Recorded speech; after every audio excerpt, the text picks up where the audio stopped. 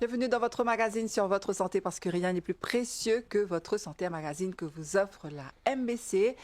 Et merci encore de prendre le temps de regarder cette émission. Merci de votre fidélité et de nous suivre également sur les réseaux sociaux.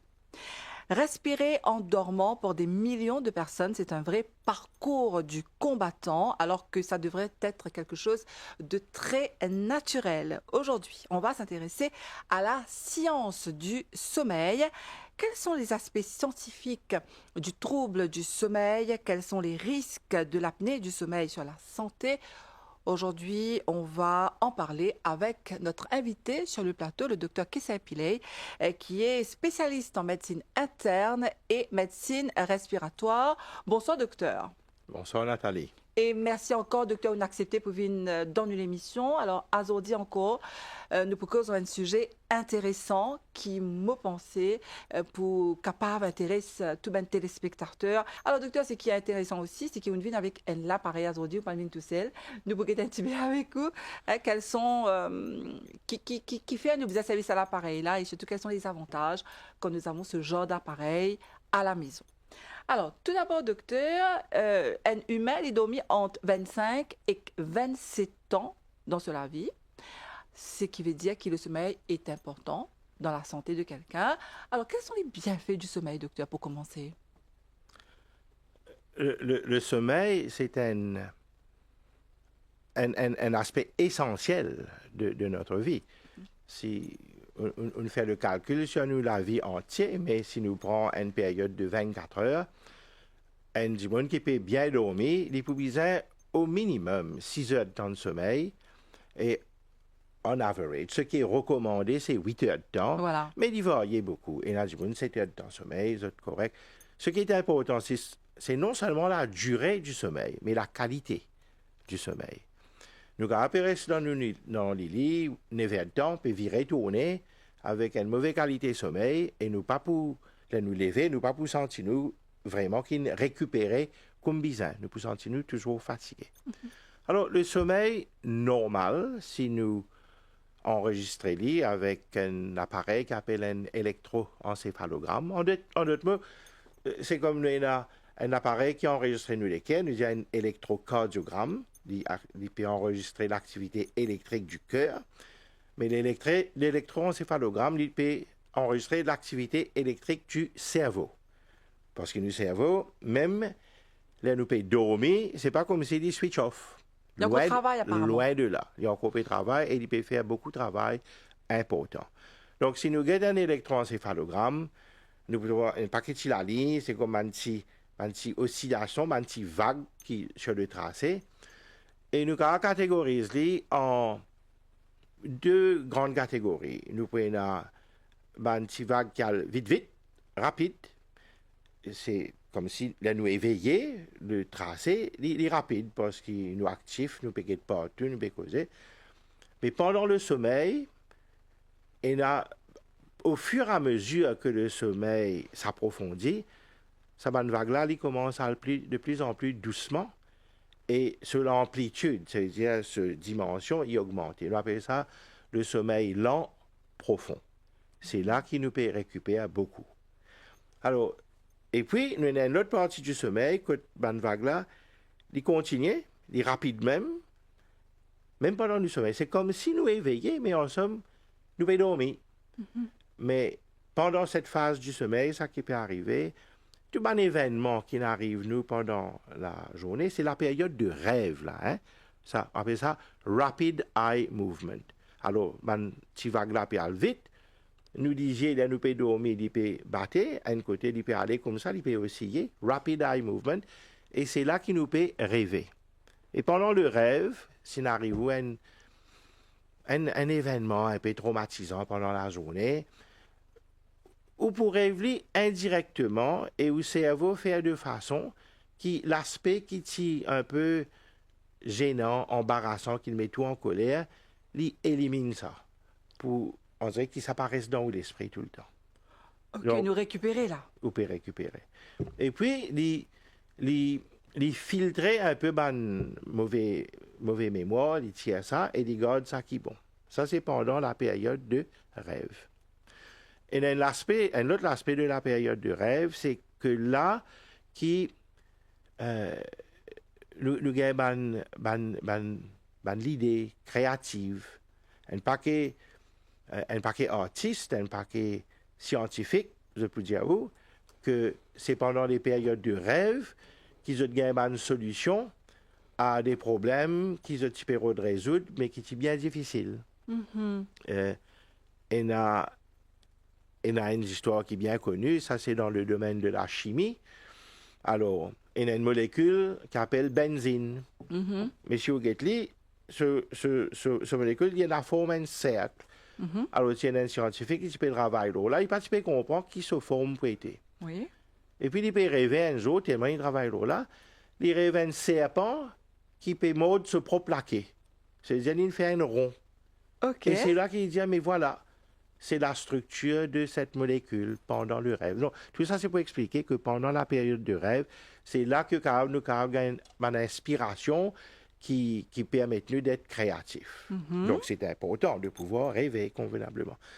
Et l'autre partie, bon, pas pour rester trop longtemps là. Non, c'est important, docteur. C'est le sommeil lent, profond. Alors, l'électroencéphalogramme, il peut montrer où une vague, on dirait une grosse vague, mais qui peut dérouler lentement, il peut défiler lentement.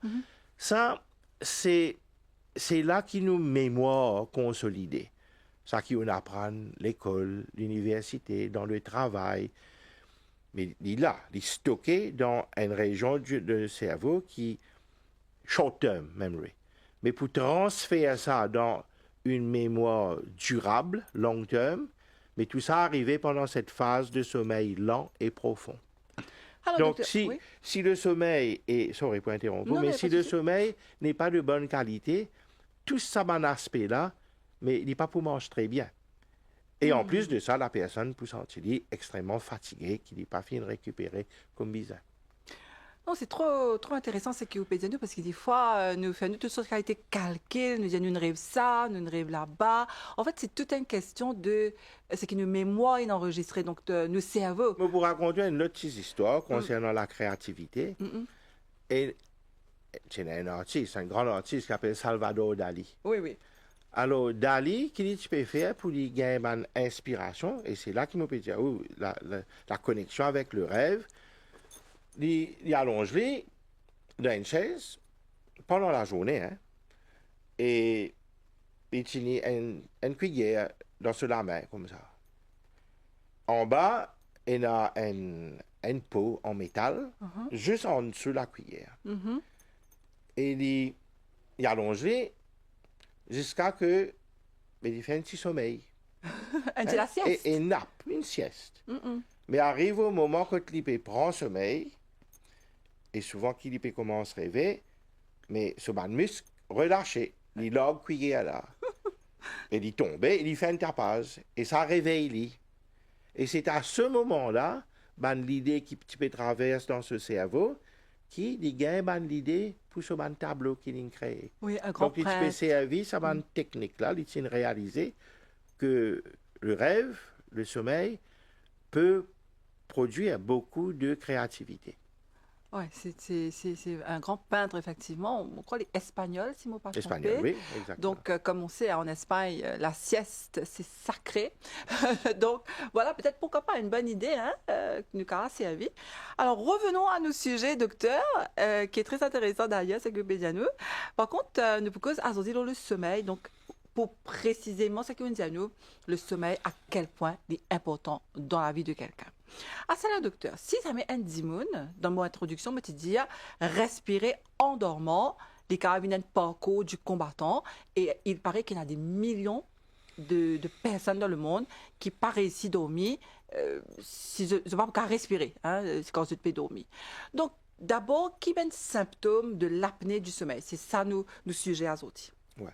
Une petite précision, c'est l'apnée obstructive du sommeil. Nous avons ce qu'on appelle l'apnée centrale. Nous pas beaucoup ça, je vous dis, mais nous beaucoup l'apnée obstructive du sommeil. Ça veut dire quoi, ça, docteur? Fréquent. Voilà. L'apnée, tout simplement, veut dire qu'il arrête de respirer. Nous avons l'expression plonger en apnée. Alors, dis là, il peut plonger, il peut en bas de l'eau, il peut tenir sa respiration, il ne peut pas respirer. Donc, l'apnée veut dire un arrêt de la respiration, un arrêt de respirer. Obstructive, l'apnée obstructive, c'est-à-dire qu'il y a une obstruction qui peut bloquer nos respirations. Quand l'obstruction là était, surtout à ce niveau-là. Nous pensions, on dirait, gorge profonde, c'est à l'arrière de la gorge, jusqu'au l'air peut rentrer dans le tuyau respiratoire. Il est bloqué. Nous pouvons causer petit temps qui fait un peu bloqué. Oui. Et y arriver pendant le sommeil. Donc, on appelle l'apnée obstructive du sommeil. À différencier, mais tu peux dire l'apnée centrale. L'apnée centrale, pas aucune obstruction. Mais nous cerveau n'est plus envoyer aucun signal pour respirer. Ça, c'est plus rare, c'est une autre catégorie. Mais aujourd'hui, ça qui nous permet de causer, c'est l'apnée obstructive du sommeil. D'accord. Donc, docteur, qui est le symptôme? Bien souvent, le symptôme qui amène le patient vers moi, enfin, c'est plutôt ce madame qui peut amener vers moi, parce que la grande majorité des patients, ce sont des hommes, c'est le ronflement. Alors, madame là, vous dire, il ronflait, poutouillé, on n'est plus capable, il y a une bonne quantité qui quitte la chambre conjugale, il peut faire chambre à part, parce que le ronflement peut empêcher de dormir. Donc, ça, c'est le symptôme primordial. C'est ça qui, on dirait, un partenaire pour amener ce monsieur, principalement, pour venir pour dire, mais il y a un problème. D'accord. C'est pas veut dire que madame pas qu'à gagner l'apnée du sommeil. Je gagne dit, je aussi, je ronfler. Mais les symptômes sont un petit peu différents. Alors, ça, c'est le... Et puis, bien souvent,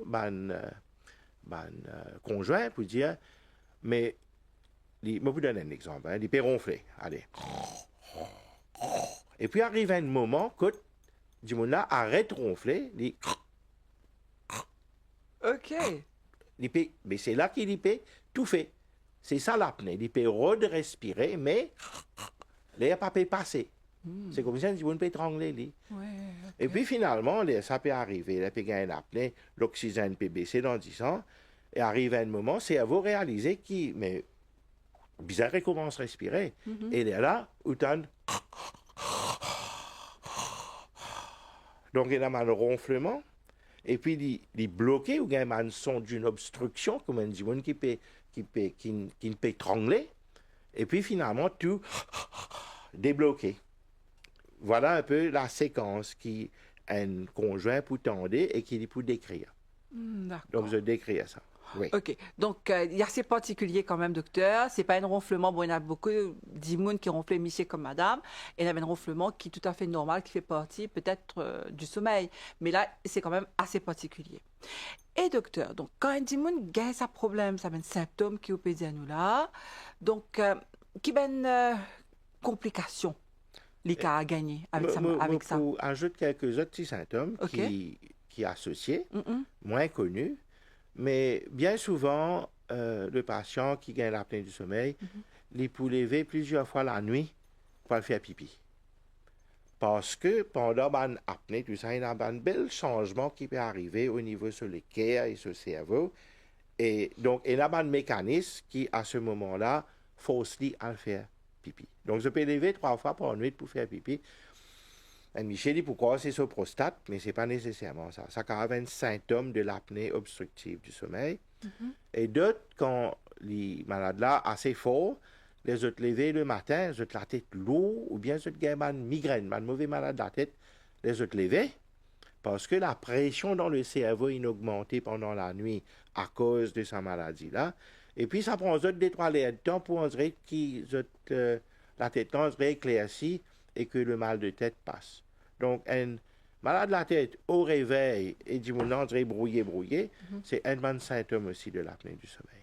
Alors, je me rappelle téléspectateur qui a aujourd'hui nous invité, le docteur Kessé Pilé, spécialiste en médecine interne et médecine respiratoire, parce qu'aujourd'hui, l'apnée obstructive du sommeil, c'est une condition de santé quand même assez importante, docteur, d'après ce qu'il explique nous.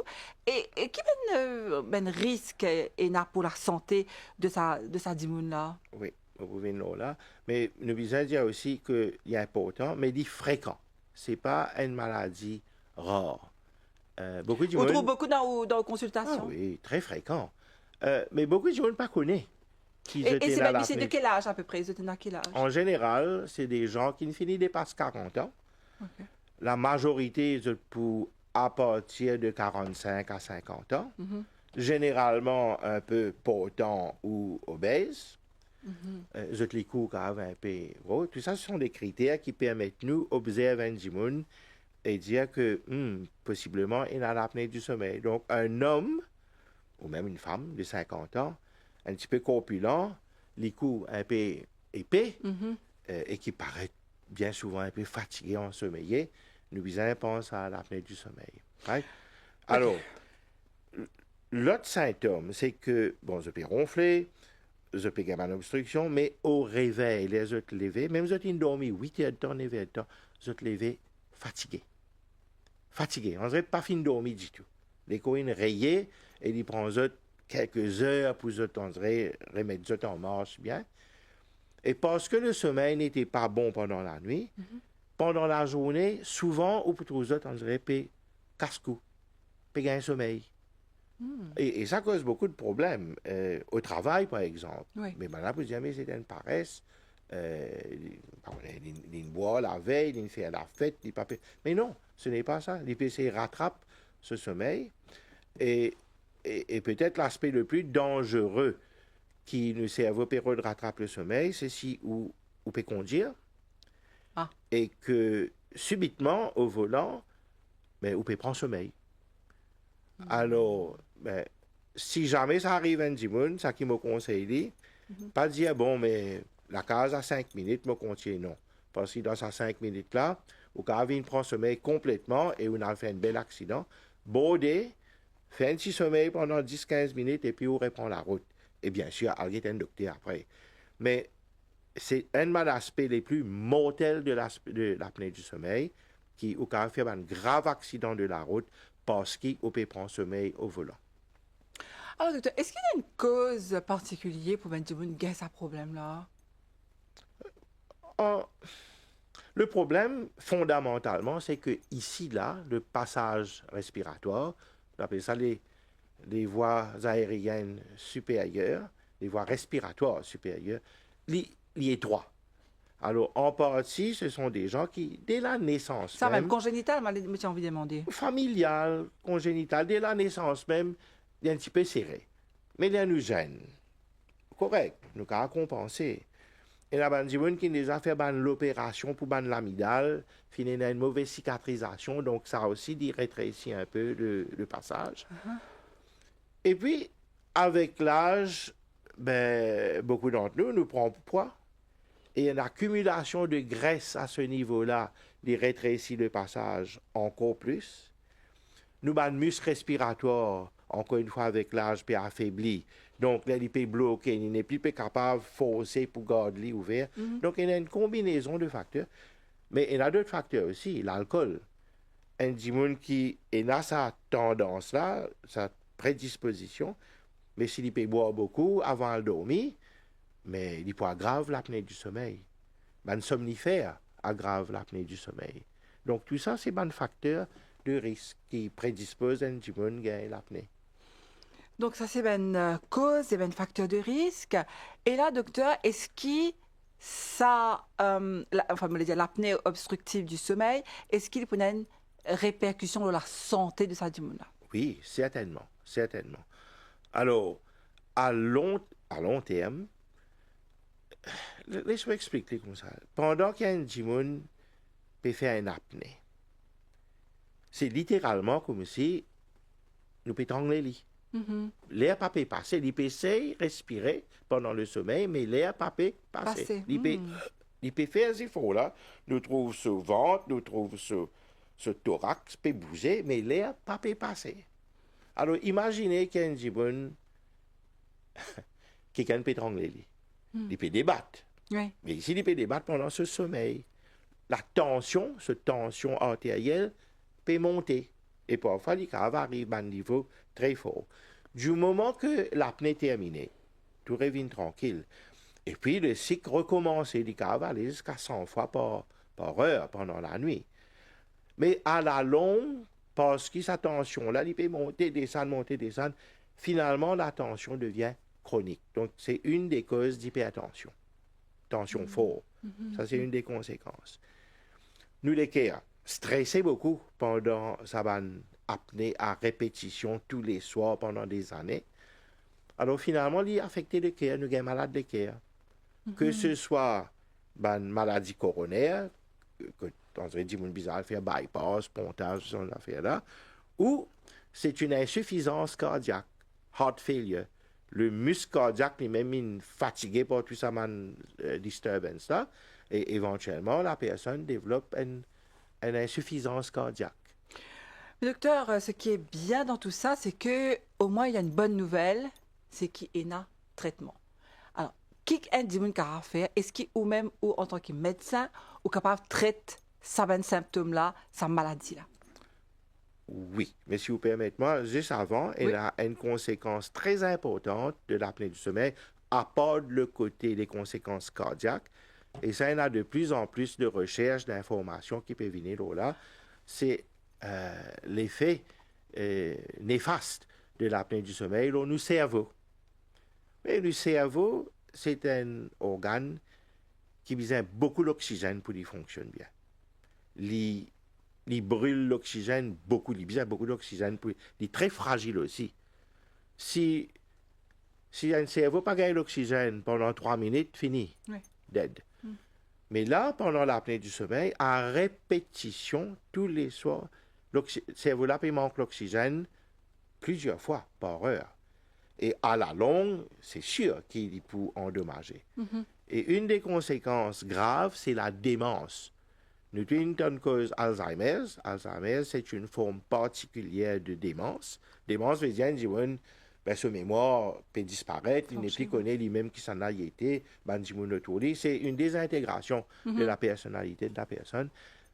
Mais la démence est fortement associée à l'apnée du sommeil. Parce que un chercheur, il étudiait pendant le sommeil, pendant qu'ils peuvent faire l'apnée, mais ils ont un appareil, on les a un MRI. Oui. MRI scanner, mais il y a un MRI qui est capable de guetter comment nos cerveaux peuvent fonctionner pendant le sommeil. Et il y a beaucoup de bouleversements de l'activité du cerveau pendant qu'il manque ça l'oxygène-là pendant le sommeil. Ah oui, donc ça aussi, c'est très important. La démence est fortement associée avec l'apnée du sommeil. Donc oui, docteur, c'est bon que on mentionne ça parce que c'est finalement le cerveau nous a réalisé, enfin nous déjà connaît, mais nous bizarre prendre les compte et qui nous cerveau c'est un de ban organes les plus importants, fragile du corps humain et qui nous bizarre qu'on soigner. Donc docteur, finalement, donc c'est ce qui nous disait tout à l'heure là. La bonne nouvelle, c'est qu'il y a un traitement. Est-ce que ce traitement-là, il a guéri sa maladie-là? Il a soigné. Pas guéri. Guéri, non. Nous pouvons guérison tout à l'heure, mais il soigne. Mais, première chose, si on trouve quelqu'un et nous avons une suspicion assez forte qu'il y a l'apnée du sommeil, nous besoin confirme le diagnostic. Alors là, nous besoin littéralement enregistrer le sommeil, pas seulement le sommeil, mais les événements respiratoires pendant le sommeil de la personne. Alors, on amène un appareil ici, que c'est un recorder. Alors, nous plaçons là. Il y a un son qui peut tenir. Et puis, il y a différents capteurs qui, par exemple, prennent un petit capteur dans le nez qui peut mesurer si nous pouvons respirer ou non. Est-ce qu'il nous peut respirer? Est-ce qu'il nous arrête de respirer? OK. Il y a un oxymètre. Tout le monde connaît maintenant, depuis COVID, qui était un oxymètre. Il peut mesurer le battement cardiaque. Il peut mesurer aussi la saturation d'oxygène dans le sang. Et puis, il y a 2 petites sondes qui un autour du thorax et un autour du ventre, mais pour guetter nous des efforts respiratoires pendant le sommeil. Alors, tout ça, et il peut enregistrer le ronflement aussi et la position. Tout ça pour confirmer si on a l'apnée du sommeil ou non, et qui sont gravité. Alors, en général, le chiffre donné internationalement, il dit si vous pouvez faire plus que 5 apnées par heure, c'est-à-dire 5 fois dans une heure de temps pendant le sommeil, on a un blocage, il n'y a pas de définition où il y a l'apnée du sommeil. Okay. Mais, la plupart des patients qui, c'est facilement qui se dépasse 30 apnées par heure. 30 apnées. Et record qui nous est là, c'est 128 apnées par heure. C'est-à-dire, toutes les minutes, Dimon-là peut faire au moins 2 apnées. Toutes les minutes. C'est beaucoup ça. Et ça, c'était un petit madame, à peu près ça, il tient assez rond. Et une seconde famille, tu trouves lui, il est à motocyclette, comme passager derrière. Et ça me dit, tu peux conduire. Et dans un tournant, je vais virer.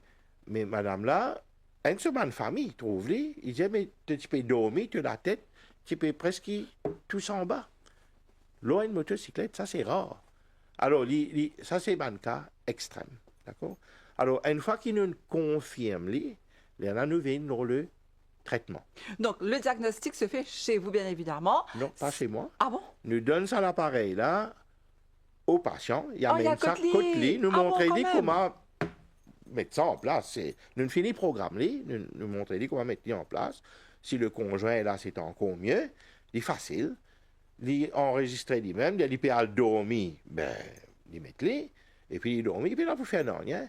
Au réveil, mais l'appareil peut arrêter d'enregistrer, il retourne, nous dit le lendemain, nous faisons une analyse de toutes les données et nous confirmer si il y a une apnée du sommeil ou non, et qui sont gravité.